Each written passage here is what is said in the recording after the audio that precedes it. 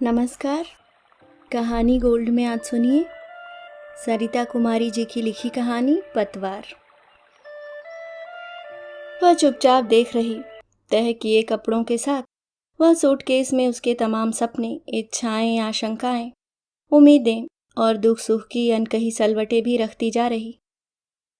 कई दिनों से बार बार उमड़ आ रहे आंसुओं के सैलाब को वह कुछ सच की और कुछ गढ़ ली गई व्यस्तताओं में दबाती आ रही। बार बार गाहे बगाहे वह मेहा के आसपास चकरघिन्नी से घूमती रहती है। वह कुछ कहे इससे पहले ही वह भागकर अपनी बात पूरी कर देती। नजरें मेहा के चेहरे से हटती ही नहीं। उसकी पलक झपकने से लेकर चेहरे पर आई बारीक सी सलवट का मतलब भी वह बखूबी समझती है।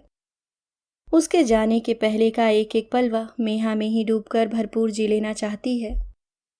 जानती है कि इसके बाद चाहते न चाहते जीवन के समीकरण बदल जाएंगे। भौतिक दूरियां, कुछ रिश्तों में दूरियां चाहे न लाते हों, पर उनका स्वरूप तो बेशक बदल ही देते हैं। अब कहाँ वह उसे अपने हाथों से पकाकर खिला पाएगी।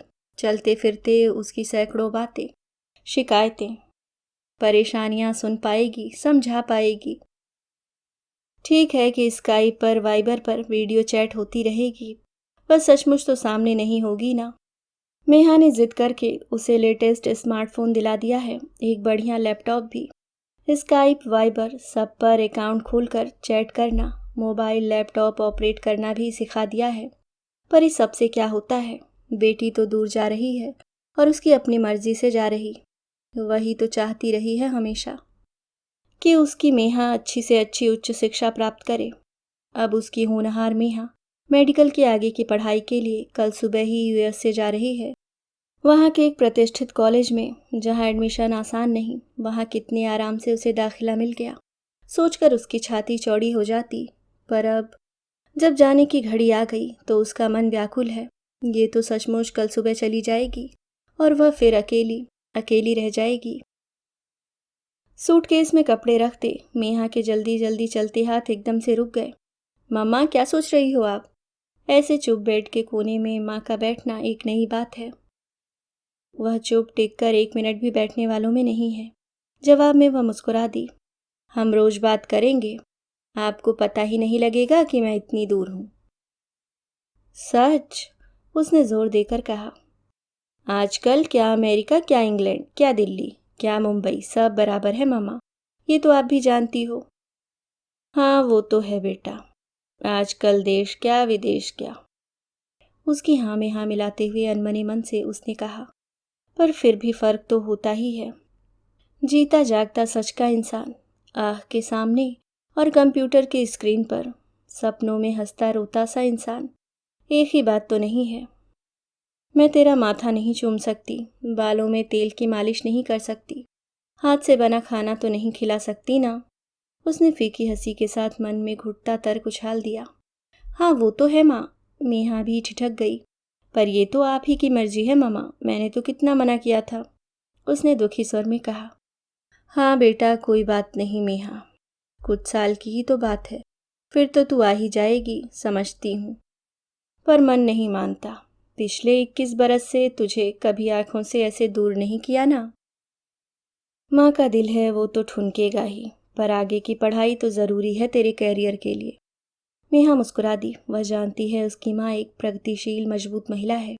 जीवन की मनमानी तेज बिगड़ैल धार पर अपने अरमानों की कश्ती अपनी शर्तों पर खेना वह जानती है और बखूबी जानती है। रूही चेकलिस्ट लेकर बैठ गई और माँ बेटी यात्रा की तैयारियों का नए सिरे से मुआयना करने लगी।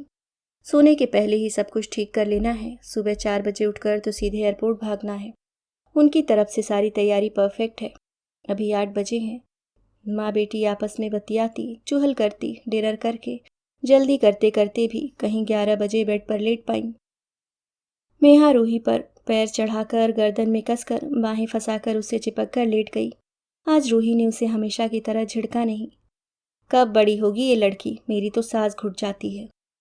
जाओ जाकर अपने कमरे में सो। बल्कि धीरे से मुस्कुरा दी। सीने में एक भीगी सी हुक उठी और उसने मेहा को सीने में भींच लिया। कल से ये छोटी छोटी मीठी चुहलबाजियां नहीं होंगी। वह अकेली बस इनकी भीगी खुशबू ही महसूसती रहेगी। उसी क्षण में मेहा की सांसों की संतुलित लय से वह समझ गई कि वह सदा की तरह पट से लेटी और झट से गहरी नींद क्या गोश में चली गई है। रूही हमेशा हैरान होती है कि मेहा को कैसे झट से इतनी गहरी नींद आ जाती है। वह तो कुछ कर ले, 20-30 मिनट बेड पर इस करवट से उस करवट उल्टे पुल्टे बिना नींद नहीं आती। पता नहीं किस किस को सुलाकर निंदिया रानी को उसकी सुध आती है। और आज तो नींद वैसे भी कोसों दूर है। छाती में कुछ उमड़ घुमड़ रहा, चुभ रहा। दिल में फिर वही खालीपन सा कचोट रहा, एक दर्द की लहर जिस पर पिछले 21 सालों में समय के धूल की हल्की परत जम गई थी। पिछले कुछ दिनों से रह रहकर साफ शफाक नई चमक से उसकी आंखें चुंधिया रही थी, चुभ रही थी। उसकी हंसी मुस्कुराहट पर उस अनहोनी का ग्रहण फिर हौले हौले कदमों से बढ़ रहा था, जिसकी याद से उसकी रूह बेतरह कांप उठती, जिसके साए में सिर्फ अंधेरा ही अंधेरा था। अगर मेहा नाम की नन्ही सुबह उस अंधेरे में नहीं उगती तो वह कब का अतीत बन चुकी होती। 22 बरस पहले मई महीने की गर्मियों के दिन थे। बच्चों की गर्मियों की छुट्टियां शुरू हो गई थीं। दिन भर धमा चौकड़ी मची रहती। 7 साल के अंकुर और 10 साल की अंकिता के झगड़े ही नहीं चुकते थे। उनके झगड़े सुलझा सुलझा कर वह हार जाती। ऑफिस से घर पहुंचते ही दोनों की शिकायतों की अपनी अपनी लंबी फहरिस्त तैयार रहती। दीदी ने मेरी पेंसिल ली बिना पूछे, इसने मेरी किताब फाड़ दी, दीदी ने सारी कुकीज़ खा ली, मुझे नहीं दी। दी तो थी झूठे। और भी पता नहीं क्या क्या बेसिर पैर के झगड़े। वह थकी हारी इनकी शिकायतों में उलझ जाती, फिर झल्लाकर कहती, अपने पापा का दिमाग क्यों नहीं खाते तुम दोनों? आपका ज़्यादा टेस्टी है ना मम्मा, इसलिए आपका ही खाते हैं। हाजिर जवाब अंकुर का नटखट जवाब आता और दोनों शैतान हंस हंस कर दोहरे हो जाते।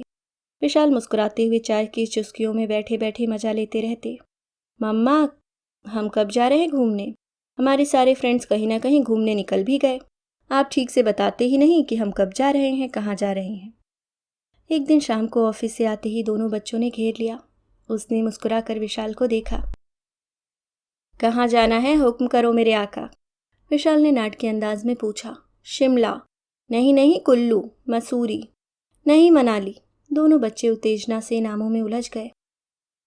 हुक्म की तालीम हो तो हम जा रहे मनाली। सच में पापा? क्या सच में? दोनों बच्चों को सहसा यकीन नहीं हुआ।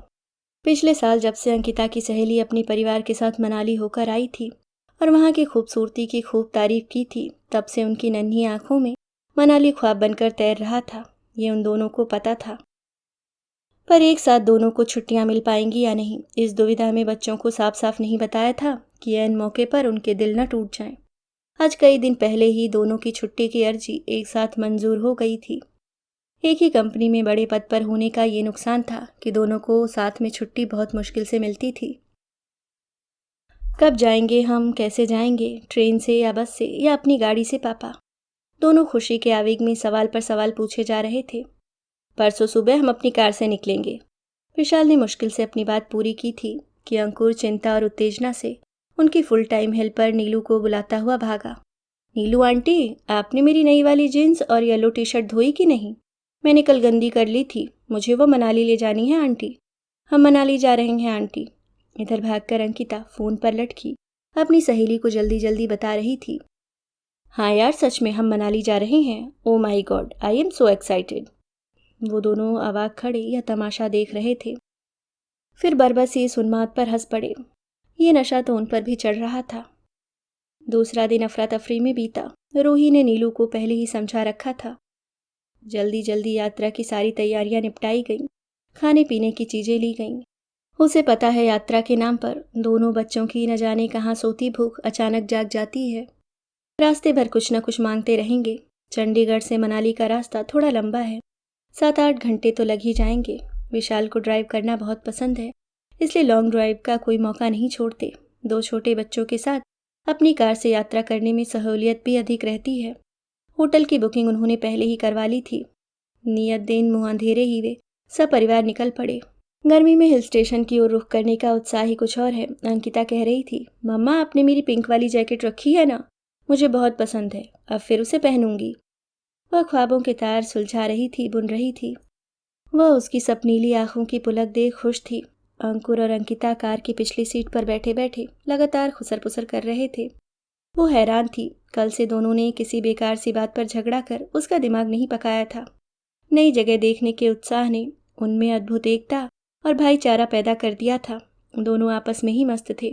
बीच बीच में सवालों की बौछार उन पर आ गिरती।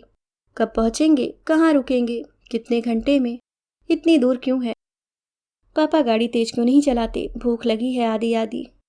कार में बैठने के बाद यात्रा के पहले की अफरा तफरी और तमाम तरह के तनाव से मुक्ति मिलते ही मन हल्का होकर सुकून के किवाड़ खोल एक अजब सुख से भर गया था। वो मुक्त थे दुनियावी चिंताओं से। दुनिया सचमुच खूबसूरत लगने लगी थी। रास्ता हिमाचल की ओर जाने का हो तो कहना ही क्या, जहाँ प्रकृति अपने हरे भरे श्रृंगार से एक अलग ही दुनिया में खींच ले जाती है। कार के म्यूजिक सिस्टम में उनका पसंदीदा गीत जिंदगी एक सफ़र है सुहाना, यहाँ कल क्या हो किसने जाना बज रहा था, और ये मधुर गीत चलती कार से छन छन कर बाहर फिजाओं में घुलता जा रहा था। सफ़र ठीक था। कहीं कहीं टूटी फूटी सड़कें अपनी गरीबी की दास्तान सुना देती थीं। बिलासपुर पहुंचने पर वे फ्रेश होने के लिए रुके। वहीं आराम से कुछ हल्का फुल्का खाया पिया, थोड़ा आराम कर आगे सफ़र पर निकल पड़े। अब तक मनाली के लिए आधा रास्ता तय कर चुके थे। वो अगले पड़ाव मंडी की ओर तेजी से बढ़ रहे थे।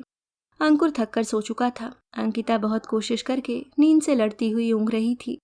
वह कार से बाहर एक भी दृश्य मिस नहीं करना चाहती थी। मंडी क्रॉस करते ही मनाली की खूबसूरती का अनुमान लगना शुरू हो गया। सड़क के एक ओर पहाड़ और दूसरी ओर बहती ब्यास नदी को देख बच्चे खासे रोमांचित थे। दोनों फोटो खींचने को ललायित थे। रोही ने हिदायत देते हुए, सारा रोल यहीं नहीं खत्म कर देना, अभी आगे और भी सुंदर सीन आएंगे, एक आध फोटो खींच लो बस। उन्हें कैमरा दे दिया। वह चलती कार में फोटो खींचने की जुगत लगाने लगे। पापा कार धीमी करो प्लीज, थोड़ी देर के लिए, उनकी आवाज़ गूंजती। ओह, निकल गया। कितना सुंदर व्यू था। सड़क व्यस्त थी और बहुत चौड़ी भी नहीं थी। बड़े बड़े ट्रक भी आ जा रहे थे। जरा सी गलती और या तो नदी या पहाड़ पुचकार कर गले लगाने को तैयार बैठे थे। उन सब के तन मन में अजीब तरह की सिहरन और रोमांच था। विशाल को देखकर लग रहा था वह ड्राइव का पूरा मजा ले रहे थे। बीच बीच में देखकर कुछ गुनगुना देते, जो तुमको हो पसंद वही बात करेंगे।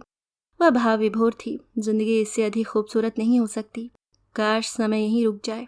उसने आंखें मूंद कर गहरी सांस ली। वह इस पल को आत्मा में समा लेना चाहती थी, और वह समय सच ही हमेशा के लिए वहीं ठहर गया। अचानक जोर से गड़गड़ाहट भरी टकराने की आवाज़ आई और उसकी बंद आंखें बंद ही रह गईं। जब आँख खुली तो उसकी ज़िंदगी बदल चुकी थी। उजाले का नामो निशान नहीं था। खुली आंखों के सामने दिन का उजाला था, पर जीवन में सिर्फ अंधेरा था, गाढ़ा काला अंधेरा।